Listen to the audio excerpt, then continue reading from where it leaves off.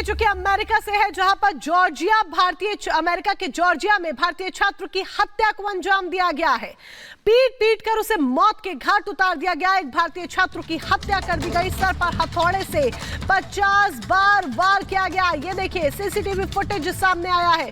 इस सीसीटीवी में ये एक ग्रोसरी स्टोर का सीसीटीवी फुटेज है और इस सीसीटीवी में पूरी वारदात कैद हुई है। देखिए, एक नहीं, दो नहीं, तीन नहीं, 4 बार नहीं, बल्कि बेरहमी से एक के बाद एक 50 बार वार किया जाता है सर पर। इस शख्स के, भारतीय ये छात्र है जिसके सर पर 50 बार वार किया जाता है हथौड़े से और फिर उसकी मौत हो जाती है। ये पूरा घटनाक्रम अमेरिका के जॉर्जिया का है, जहां पर एक नशेड़ी की मदद करना इस शख्स को, इस भारतीय छात्र को इतना महंगा पड़ा कि बदला उसे अपनी जान गंवाकर देना पड़ा। उसकी कीमत उसे अपनी जान गंवाकर देनी पड़ी।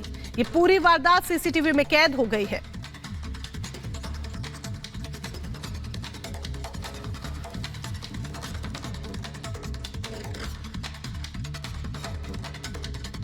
पीटकर हत्या कर दी गई है। इस हत्याकांड को अंजाम दिया गया है। बड़ी जानकारी आप तक पहुंचा रहे हैं और ये पूरी तस्वीरें आपके सामने रख रहे हैं। अमेरिका के जॉर्जिया से एक दिल दहला देने वाली वारदात सामने आई है, जहां एक बेघर नशेड़ी ने भारतीय छात्र की बेरहमी से पीट पीट कर हत्या कर दी। आरोपी ने भारतीय छात्र पर एक या दो नहीं बल्कि करीब 50 बार वार किए। वो हथौड़े से तब तक हमला करता रहा जब तक उसने विवेक सैनी को मौत के घाट उतार नहीं दिया। ये खौफनाक वारदात वहां लगे एक सीसीटीवी में कैद हो गई, जिसमें देखा जा सकता है कि जैसे ही भारतीय छात्र स्टोर से बाहर जाने के लिए पीछे मुड़ता है, आरोपी उस पर हथौड़े से हमला कर देता है। दरअसल विवेक सैनी इसी स्टोर में क्लर्क के तौर पर काम करता था और उसने आरोपी फॉकनर को स्टोर में आश्रय दे रखा था। लेकिन जब उसे फॉकनर को स्टोर से जाने के लिए कहा तो यह आरोपी को इतना नागवार गुजरा कि उसने भारतीय छात्र की पीट पीट कर हत्या कर दी। अटलांटा में भारतीय दूतावास ने इस हत्याकांड की निंदा की है। वहीं इस वारदात के बाद हरियाणा में विवेक सैनी का परिवार सदमे में है। Bureau report, Republic Bharat. केंद्र ने आज सर्वदलीय बैठक बुलाई है। सुबह 11:30 बजे ये सर्वदलीय बैठक बुलाई गई है, जिसमें सभी दलों से शामिल होने की अपील है। बजट सत्र से पहले ये सर्वदलीय बैठक बेहद महत्वपूर्ण और केंद्र की तरफ से ये बैठक बुलाई गई है। बजट से पहले 11:30 बजे सुबह इस बैठक की शुरुआत होनी है। मीटिंग में एजेंडे पर चर्चा होगी। 31 जनवरी से दरअसल बजट सत्र की शुरुआत हो रही है और यही एक बड़ी वजह है कि 31 तारीख से बजट सत्र की शुरुआत होने से पहले आज ये सर्वदलीय बैठक बुलाई गई है और हर बार ये प्रक्रिया रहती है और उसी प्रक्रिया के तहत केंद्र ने ये पूरी सर्वदलीय बैठक बुलाई गई है, जिसमें सभी दलों से शामिल होने की अपील की गई है। पीएम मोदी के दूसरे कार्यकाल का ये अंतरिम बजट है जो कि पेश किया जाना है और कल से इस बजट सत्र की शुरुआत हो जाएगी, यानी कि 31 जनवरी से इस बजट सत्र की शुरुआत हो जानी है। लेकिन उससे पहले आज केंद्र की तरफ से ये सर्वदलीय बैठक बुलाई गई है। बैठक का समय तय किया गया है, सुबह 11:30 बजे बैठक होगी। केंद्र सरकार ने बजट सत्र से पहले आज सर्वदलीय बैठक बुलाई है। सरकार ने सुबह 11:30 बजे सभी दलों से इस चर्चा में शामिल होने की अपील की है। ये पीएम मोदी के दूसरे कार्यकाल का अंतरिम बजट है। इसमें सरकार अगले वित्त वर्ष के लिए अपना एजेंडा सामने रखेगी। इसके अलावा सरकार राजनीतिक दलों को अपने मुद्दों के बारे में भी जानकारी देगी। इस बार बजट सत्र 31 जनवरी से 9 फरवरी की बीच चलेगा। इस दौरान 1 फरवरी को वित्त मंत्री निर्मला सीतारमण अंतरिम बजट पेश करेंगी। लोकसभा चुनाव के बाद नई सरकार के वित्त मंत्री पूर्ण बजट पेश करते हैं। चूंकि ये मोदी सरकार के दूसरे कार्यकाल का अंतिम बजट है और इसके बाद सरकार को लोकसभा चुनाव के मैदान में जाना है, इसलिए कहा जा रहा है कि इस अंतरिम बजट में मोदी सरकार महिलाओं, किसानों और युवाओं के साथ देश के गरीबों के लिए कुछ महत्वपूर्ण योजनाओं की घोषणा कर सकती है। Bureau report, Republic Bharat. और चुनावों से पहले सीए का मुद्दा एक बार फिर से गर्मा गया। दरअसल केंद्रीय मंत्री शांतनु ठाकुर की ओर से एक हफ्ते में सीए लागू करने को लेकर किए गए दावे के बाद अब सियासत और गर्मा गई है। सीए की धुर विरोधी पश्चिम बंगाल की मुख्यमंत्री और टीएमसी चीफ ममता बनर्जी के साथ ही कई विपक्षियों ने शांतनु ठाकुर के दावे के बाद केंद्र सरकार पर तीखा हमला बोला है। रिपोर्ट देखिए।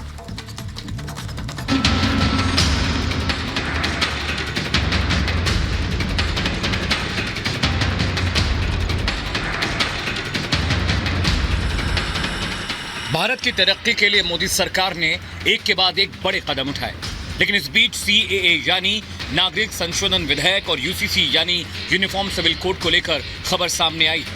केंद्रीय मंत्री शांतनु ठाकुर ने कोलकाता की एक रैली के दौरान साफ कर दिया कि 7 दिनों के भीतर देश भर में CAA लागू हो जाएगा।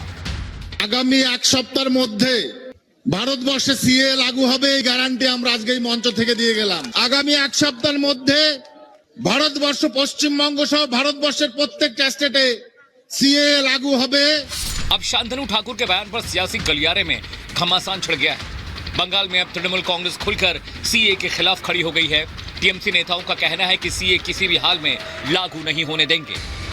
बॉर्डर एरिया में बोलता है हम BSF अलग से कट करेंगे, वो आप मत करिए, वो आप करेंगे तो आपको इधर से भगा दीजिए देंगे, आप मत करिए।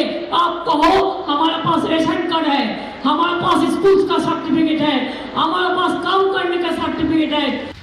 आपको ग्राफिक्स के जरिए समझाते हैं कि आखिर CAA यानी नागरिकता संशोधन विधेयक है क्या।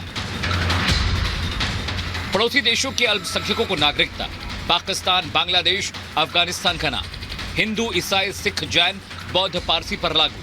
इन अल्पसंख्यकों को नागरिकता देगी सरकार। 2014 से पहले भारत आए विस्थापित ही इसके पात्र होंगे। इन विस्थापितों को दस्तावेज देने की जरूरत नहीं। तो पहले ही चालू होगा। आप निश्चित रहिए, हमारे गृहमंत्री जी पर हमें पूरा विश्वास है। वो बोल के गए हैं कि हम CAA करेंगे, तो CAA करेंगे मतलब अमित शाह अगर बोले हैं करेंगे तो जरूर करेंगे।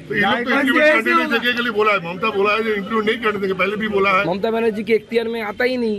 आप कॉन्स्टिट्यूशन पढ़ लीजिए, who will be the citizen of this country, कहाँ से गवर्नमेंट होता है, सेंट्रल गवर्नमेंट की प्रेरोगेटिव है। सेंट्रल गवर्नमेंट ठीक करता है कौन नागरिक है, सिटीजन है, कौन सिटीजन नहीं। ये पूरा सेंट्रल गवर्नमेंट का प्रेरोगेटिव है। इधर देश में CAA पर सियासत के बीच उत्तराखंड सरकार UCC लागू करने की तैयारी में जुटी है। माना जा रहा है कि धामी सरकार इसी सत्र में UCC पर बिल पेश कर उसे पास करा लेगी और उत्तराखंड में UCC लागू कर दिया जाएगा। UCC हमारा संकल्प था। ड्राफ्ट बनाने के लिए कमेटी का गठन किया। जस्टिस रंजना प्रकाश देसाई जी की अध्यक्षता में कमेटी बनी। कमेटी ने अपना काम पूरा कर लिया है। 2 तारीख को वो हमको ड्राफ्ट दे देंगे।